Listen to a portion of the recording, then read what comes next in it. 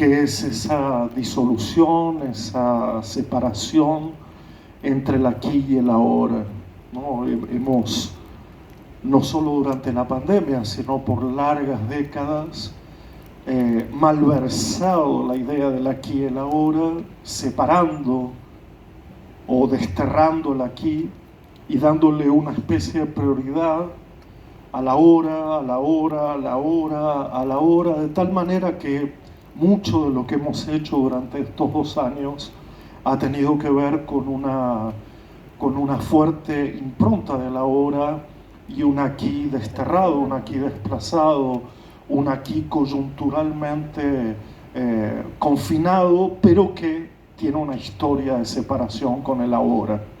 Tal vez una respuesta a muchos de nuestros males estares sea recomponer el aquí y ahora. Y esto tiene a mi modo de ver, una resonancia muy particular, porque tal vez la pregunta sobre lo público, lo común, la propia comunidad, está siendo interrogada por cómo sería posible hacer lo público, hacer lo común, si hay ahora pero no hay aquí. ¿Cómo se hace lo público si no recomponemos un aquí y ahora? Y tal vez este regreso, esta ida a las instituciones deba prestar atención fundamentalmente a esa recomposición entre un aquí y ahora muy deteriorado, muy dañado desde antes de la pandemia. Por eso lo agradezco, porque esto es un aquí y ahora, y el aquí y ahora tiene algunas virtudes que el ahora separado del aquí no tiene. Como por ejemplo, viajar, desplazarse, moverse, mirar a los costados, llegar a un lugar, estar atento, escuchar, no ser puntuales, en el sentido estricto que la virtualidad por momentos nos trae, ¿no? Esa idea de empezar a determinada hora en una especie de on-off o de sleep mode permanente de nuestras vidas. Y por el contrario, algo posterior a lo que hacemos en particular, que es una posible conversación, un café precedente, un café posterior, algo de la compañía, algo de tiempo para preguntarnos qué tal, cómo estás, que no sea de ascensor, que no sea fugaz, que no sea superficial. Esa idea de tener tiempo para de verdad escuchar una respuesta, tener tiempo para la imprecisión de una pregunta que no sabemos cómo formular. A mí me ha hecho muy bien venir aquí. Ya estoy viniendo a muchos lugares desde que mitad de año se pudo de alguna manera habilitar esta posibilidad, y me di cuenta de dos cosas muy puntuales que quizás tenía olvidadas. Una, mi propio oficio. ¿En qué consistía mi propio oficio? ¿Por qué me sentía, además del confinamiento, el aislamiento y el distanciamiento, particularmente en desagrado, a pesar de entender que la coyuntura lo demandaba? ¿Por qué había un desagrado en estar transmitiendo todo el tiempo una conversación quizá necesaria, quizá de sostén, de compañía, de conversación, pero que al mismo tiempo me producía desagrados, además de lumbalgia, problemas cervicales, etc. Pero ¿por qué ese desagrado al mismo tiempo que el placer, la pasión, la necesidad, etcétera, etcétera? Había algo entre lo coyuntural o entre lo provisorio y lo permanente que quizás había que pensar.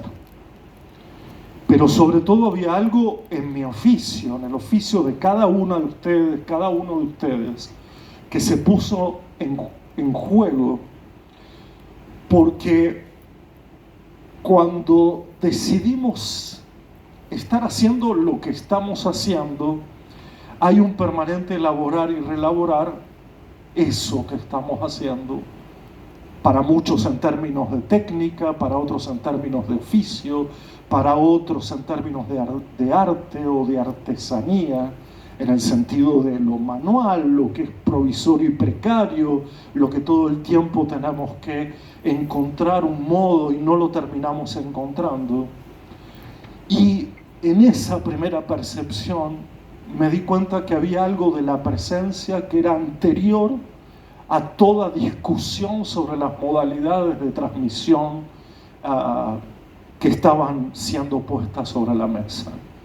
Como si hubiera algo de la presencia previo a lo presencial, y como si hubiéramos cometido un pequeño error en confundir presencia con presencialidad y no presencia con virtualidad, como si la presencia fuera una modalidad entre varias, como si estar presente fuera opcional, cuando en realidad lo que creí que definía este oficio, esta tarea, este arte, era justamente una expresión vaga, seguramente con la necesidad de repensarla, que es el arte de las distancias, con el mundo, con la vida, con el conocimiento, con los cuerpos, con el lenguaje. Distancia no como distante, distancia como lo que entra en escena a propósito de proximidades y lejanías. Proximidades y lejanías. Cuando estar cerca, sin ahogar, sin asfixiar, sin usurpar lugares, sin sobreponerse, sin hablar por otro, sin juzgar, o cuando nos vamos tan lejos que la indiferencia toma lugar. Entren esa usurpación del lugar y la indiferencia absoluta, ahí discurre lo que podríamos llamar el arte de las presencias. Tengo otro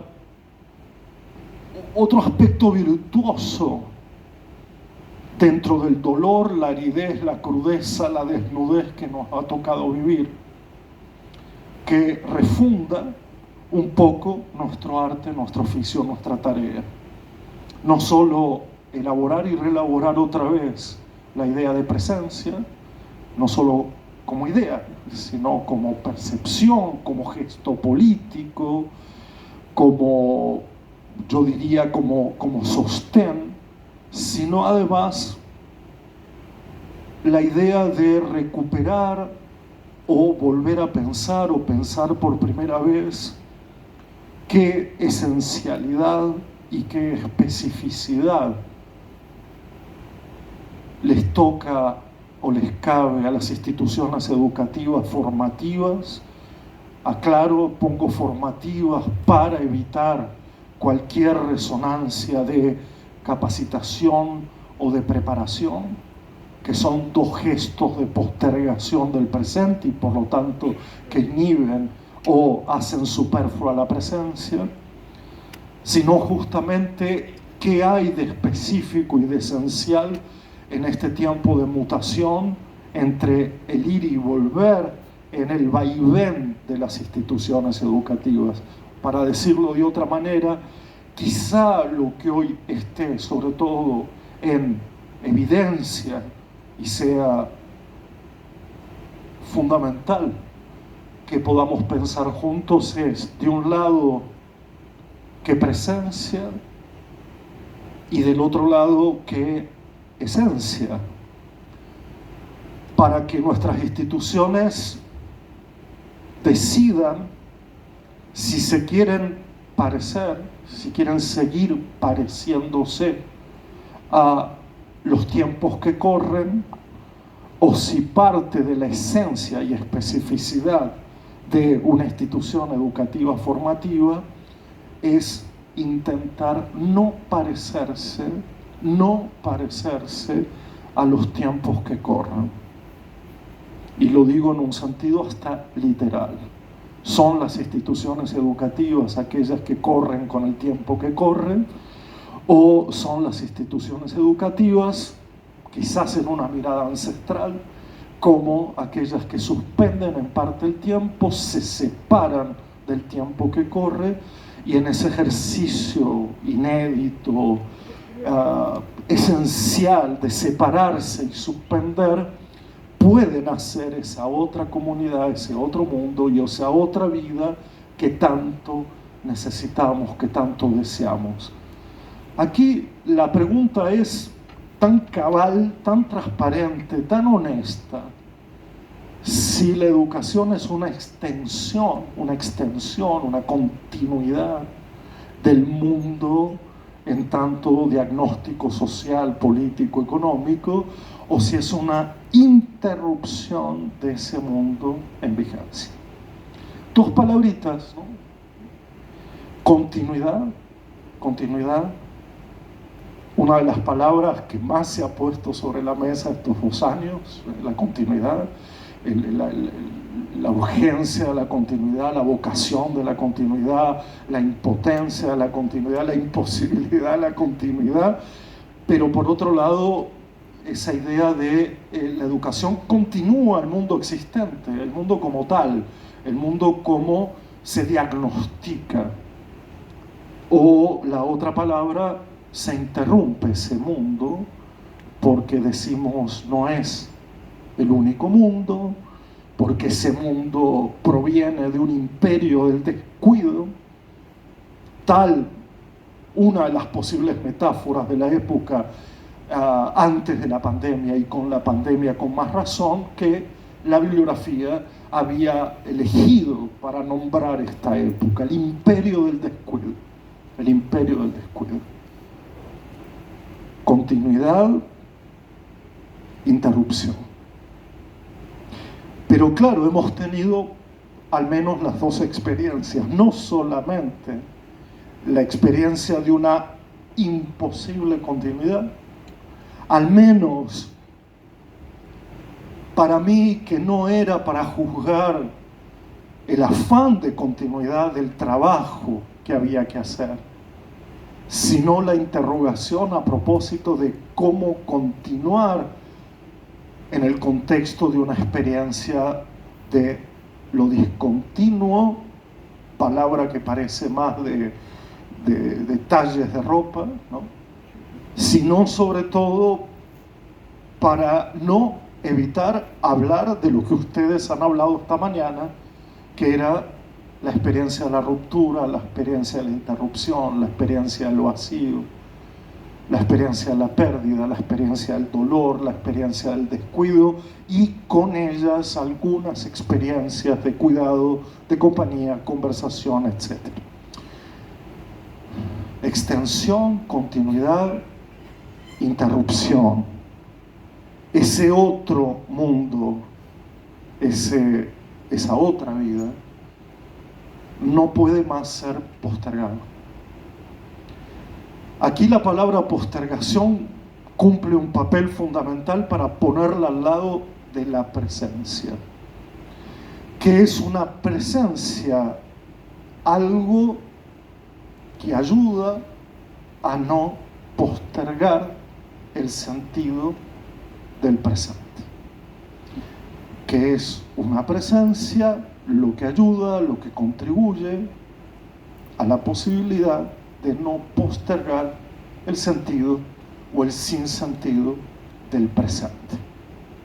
Escuchemos: presencia, presente, presente en el presente, presentir, presentación, presenciar, estar de cuerpo presente, dejar dar una presencia, algo que dure, que tenga presencia, lo duradero, estar atentos aquí, ahora, cerca y lejos, el arte de la presencia, en fin, la pedagogía de la presencia como la pedagogía del cuidado, en plural, imperio del descuido, políticas de los cuidados, porque son múltiples, en muchos casos todavía indescifrables.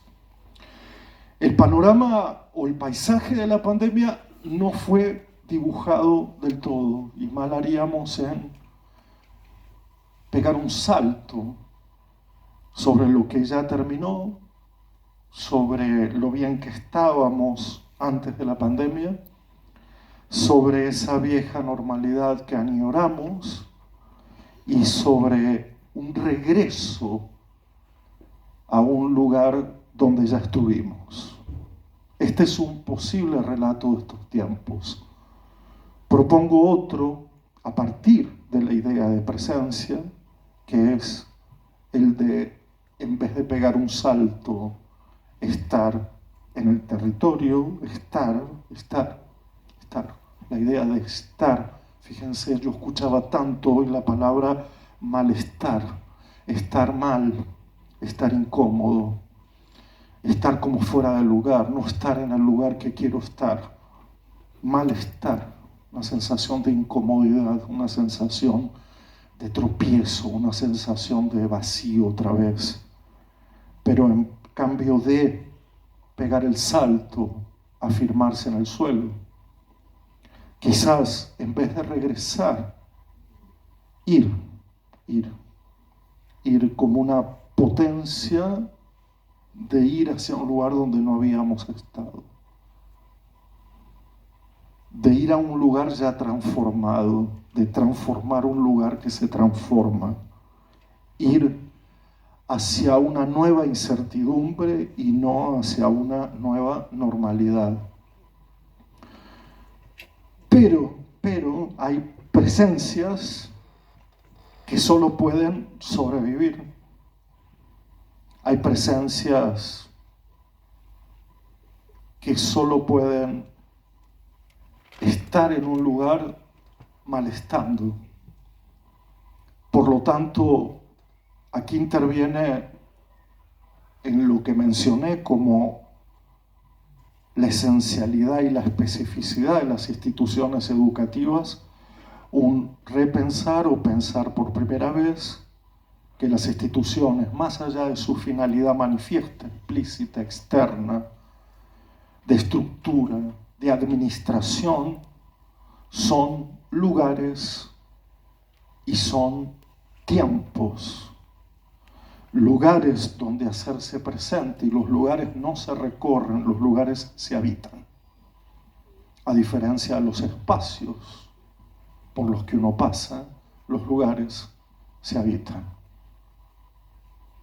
Y los tiempos no pasan, sino que hay algo que pasa en los tiempos.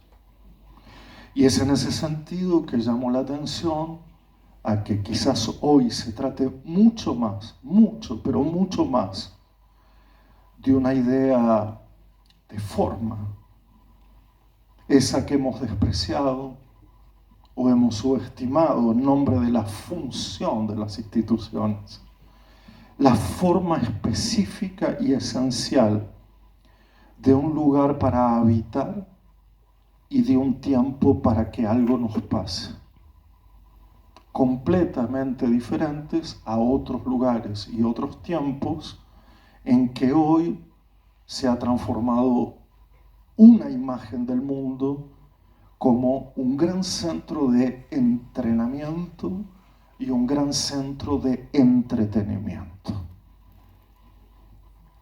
Ese mundo al que muchos quisieran darle continuidad, plataformizando las escuelas, haciendo o Netflixando las escuelas. Y además youtuberizando a los educadores o coaching ontologizando nuestra tarea o trainer personal haciendo lo que nos dicen que hay que hacer, vuelve indistinguible qué es lo específico y qué es lo esencial de las instituciones educativas. Aquí otra vez la pregunta sobre la continuidad o la interrupción juega un papel relevante. Quiero decir con esto, siempre el mundo fue un gran campo de entrenamiento.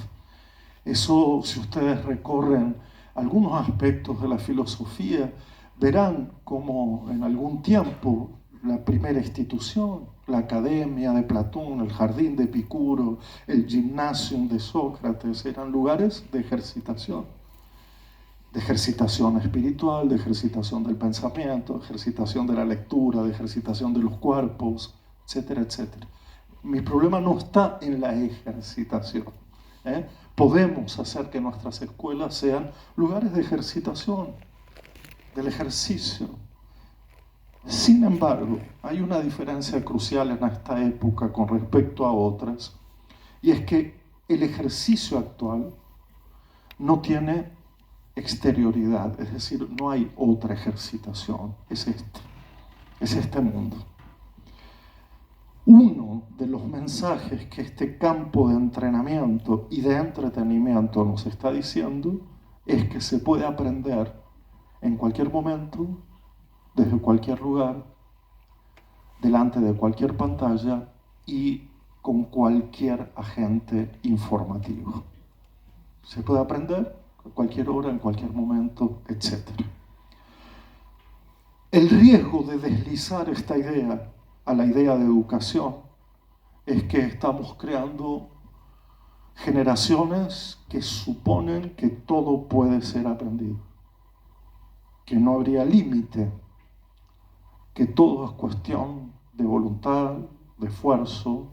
En el fondo, lo que hay ahí es una fuerte idea de exitismo individual o de individualismo exitoso, porque todo está autorregulado, autoconcentrado para que cada uno diseñe, modele su propia vida. Esto aparece en una reciente crítica de un colectivo a propósito del descuido por el aprender, que es el descuido por el conocer, que es el descuido por el estudiar. La palabra aprender, como ustedes saben, hoy ocupa el centro de la escena, de tal manera que ya no se estudia, sino que se aprende, ya no se conoce, sino que se aprende, ya no se es curioso, sino que se aprende, etcétera, etcétera, etcétera. ¿Y qué ha perdido en el camino el aprendizaje en este campo de entretenimiento y entrenamiento? Ha perdido quizá una de las partes más importantes y que la pandemia pudo revelar, si no estaba revelado desde antes, pero que también se disimula cotidianamente. Nuestro no poder aprender, nuestra impotencia en el aprendizaje es clave para aprender, porque lo que no puedo forma parte del aprender. Quitado la impotencia del aprendizaje, solo queda el aprendizaje de la potencia, de que todo puedo en esa especie de expresión jovial, de que todo es posible. Jovial no de jóvenes, sino de todas las generaciones. Ese gesto jovial de no hay problema, esto se aprende. Voy a dar un ejemplo burdo, muy torpe, del cual voy a pedir disculpas, pero es que me enoja cada vez que lo veo, y que es el Open English. No sé si ustedes lo vieron como yo, porque me taladra el cerebro cada vez que prendo la televisión, de que aparece ese optimismo, esa juvenilización, esa efusividad, con testimonios de niñas, niños, jóvenes, madres, en fin, de todas las edades, porque otra cosa de esta tiranía del aprender es que no dejan en paz a los viejos, digamos, tienen que seguir aprendiendo, ¿no? Y además configuran una de las peores imágenes de la educación, que es la construcción de la imagen de un aprendiz eterno, por lo tanto un discípulo eterno, por lo tanto un dependiente eterno. Y esa idea tiránica de que no hay tiempo que perder y que hay aprendizajes significativos, versus el tiempo que hemos perdido en la pandemia y lo poco que hemos aprendido en la pandemia, lo digo con ironía, porque ya vuelvo a Open English, que de hecho me financia parte de lo que hago. Pero en un momento, cuando los organismos internacionales recuperaron un poco su protagonismo, dijeron aquello de ya no hay que perder más el tiempo y tenemos que recuperar aprendizajes significativos. Mi revuelta fue mayúscula porque primero es una falta de respeto a cómo se ha trabajado. Es que solo escuchar, no hacer informes, hay que escuchar. Y escuchando uno se da cuenta cómo que el tiempo perdido. Nunca hubo tanta intensidad. Nunca hubo una conciencia de tiempo que parecía no pasar. Tiempo que cada vez se prolongaba más. ¿Y cómo que no hubo aprendizajes significativos? De hecho, quien me trajo esta mañana, lo primero que me dijo, que apenas le dije que venía a hablar un poco de educación, es ¿qué hago con mi hijo de 6 años que no ha aprendido nada durante estos años y yo quiero que repita, que lo evalúen bien y que repita, que no pase de grado si no aprendió? No, por favor, ya tan temprano. Tan temprano escuchando lo que uno no quiere escuchar, pero que hay que escuchar, porque si no uno habla solo entre pares y habla de lo mismo. Pero ahí estaba todo condensado, una especie de mediatización de la idea educativa. Si no han aprendido nada, si se han quedado en su casa, si tuvieron 40 minutos en el mejor de los casos de la virtualidad, no aprendieron nada, tienen que crecer, tienen que madurar, que no pasen, que no pasen. Y eso también es un reflejo de esta tiranía del aprendizaje. Todo es posible, pero resulta que nada es posible, salvo para Open English. ¿Y por qué? Lo tomaba como una metáfora, no como una literalidad. ¿Cuál es la metáfora? Demoré 3 meses en aprender a hablar inglés. Dice una señora completamente contenta. Y un chiquito también dice, es todo virtual, ¿no? Es todo virtual virtuoso, ¿no? Ahí hay un deslizamiento de la palabra hacia lo virtuoso. Y además de que me cae mal la comida cuando veo eso, que esa es la circunstancia, me preguntaba si hay alguien que aprende un idioma por aprender no más. Si hay alguien que aprende música por aprender no más. Si hay alguien que lee algo por leer no más. Si hay alguien que juega algo por jugar no más. Porque sí, para nada, en esa insistencia que hago de liberar el aprendizaje de su utilitarismo, de su provecho individual, de su narcisismo, de su lucro personal. Porque el ejemplo que cunde es: todo esto es fácil, todo esto depende de mí, todo esto es prender la pantalla, todo esto es pagar, todo esto es yo mismo. Repito, yo mismo y mi vida diseñada de antemano. Todo lo contrario de la idea de la presencia en el presente. Presencia. Algo perceptivo. Lugar donde se escucha, se mira, se toca. Lugar de lo común. Lugar no del sentido común, sino de lo común, de la búsqueda de lo común. Estar presente en el presente. Elaboración de la tarea, del oficio, de la artesanía. Estar, quedarse, hacer cosas juntos. No es uno, segundo, tercero. No es estemos primero, después veamos quedarnos y por último hagamos cosas juntos. Cuando esta fórmula banal de nuestro trabajo, estar, quedarse, hacer cosas juntos, se separa artificiosamente, se distingue, para quedarse hay que estar, para hacer cosas juntos hay que quedarse. Algo demora en ocurrir.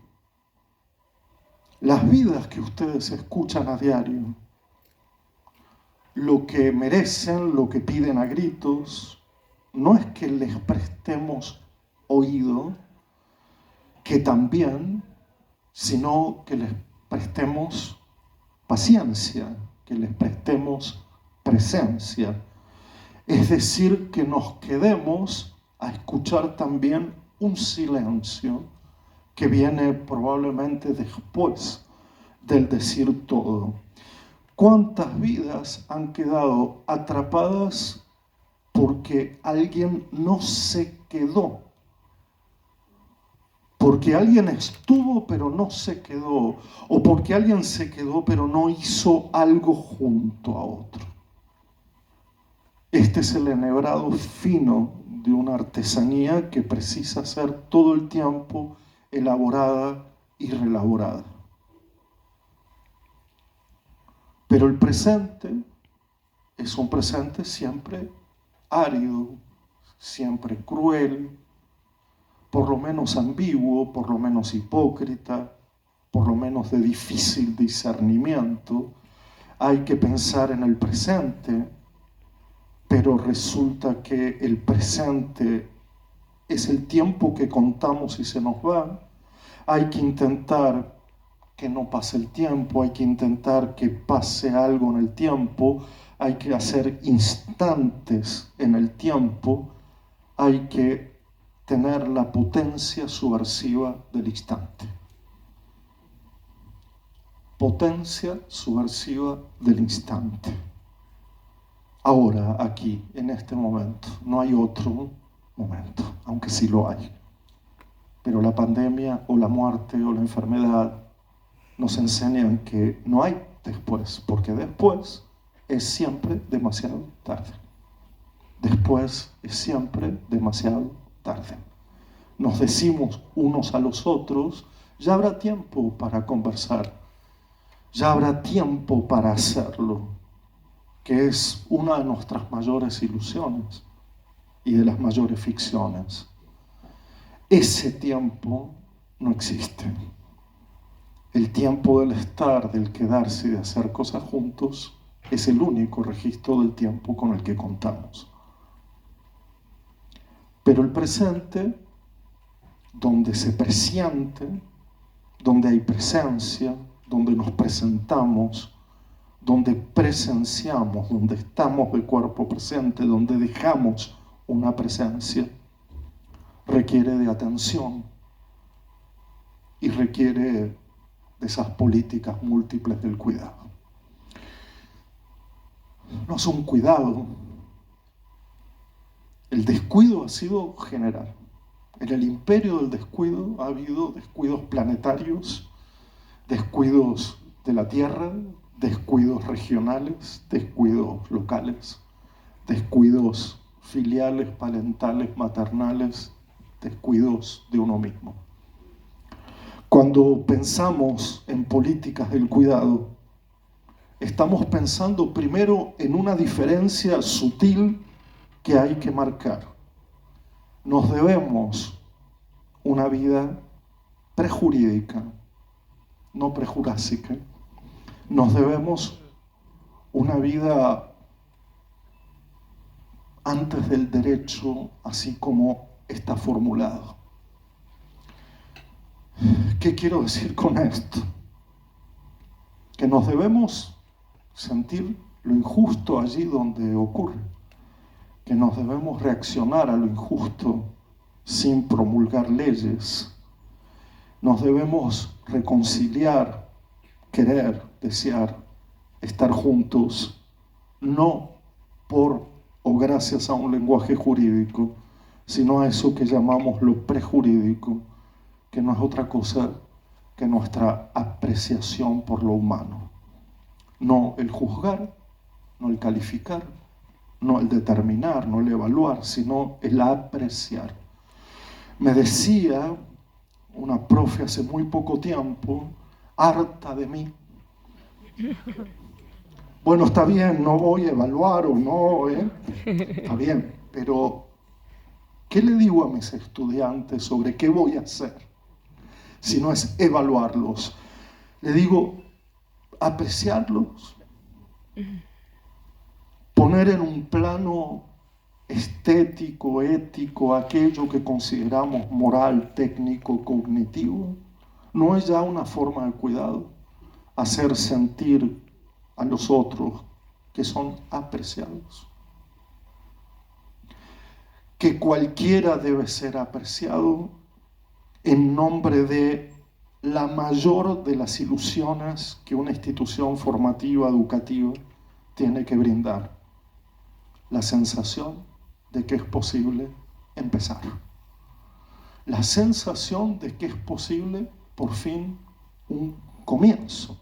O, si ustedes quieren, un recomienzo que discuta al interior del propio individuo ese destino trazado de antemano que nuestras sociedades ponen en relieve todo el tiempo. Dime dónde has nacido, dime cómo es tu familia, dime cómo es tu cuerpo, dime en qué barrio, dime tu situación económica y te diré quién serías en el futuro. Justamente aquí viene la interrupción y no la continuidad. Cuidar a alguien es permitirle que recomience.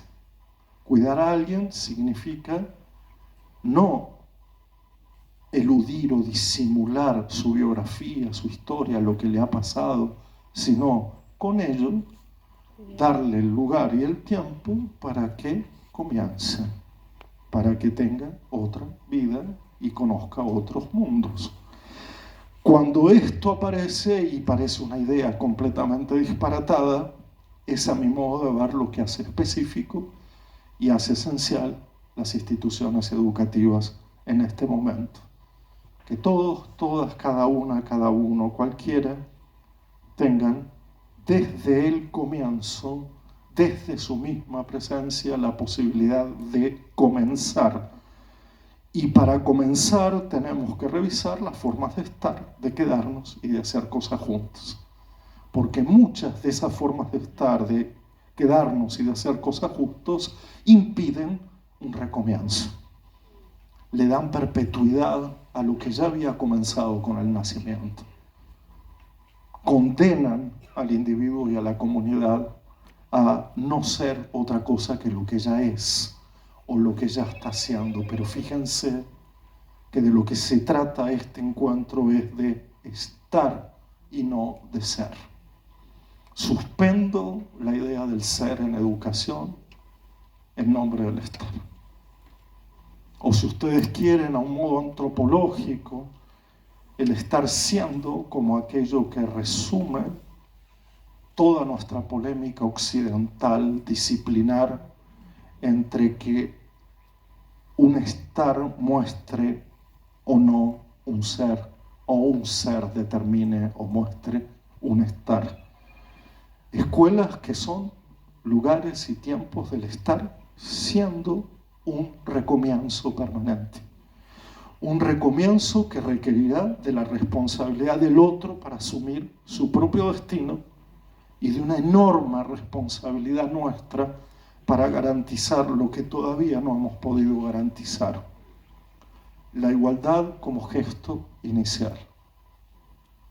La igualdad no como promesa, no como amenaza, la igualdad que es siempre un punto de partida, la igualdad aquí ahora, la igualdad en este momento en que no somos equivalentes, no somos homogéneos, somos pura multiplicidad, pero la forma, el tiempo y el lugar de la escuela lo que crea es esa atmósfera de igualdad a partir de la que es posible recomenzar. Y acá va dirigido mi primer cuidado, el cuidado más oportuno, más urgente. Las escuelas o son lugares de igualdad, o repiten, o reproducen, o continúan, o extienden el mundo tal como es pensado, tal como es olvidado. Hago una última mención, aunque me pasaría aquí mucho más tiempo hablando de cómo yo aprendí inglés en 4 meses. A mí me estafaron. Empecé diciendo o planteando una pregunta que para mí es nodal. ¿La educación es una extensión, una continuidad del mundo tal como lo conocemos, o es su interrupción? Es curioso cómo hoy se juega la ausencia como lo contrario de la presencia, cuando en realidad la ausencia es una existencia que también se hace presente. Hoy ahora tenemos ausencias que se hacen presentes como punto de partida de lo que hay que reconstruir. Pero no es a esto a lo que yo me quería dirigir en este último comentario. El mundo no es solo lo que tenemos enfrente. El mundo no es lo que tenemos delante. El mundo no solo no es ese diagnóstico social, mucho menos informativo.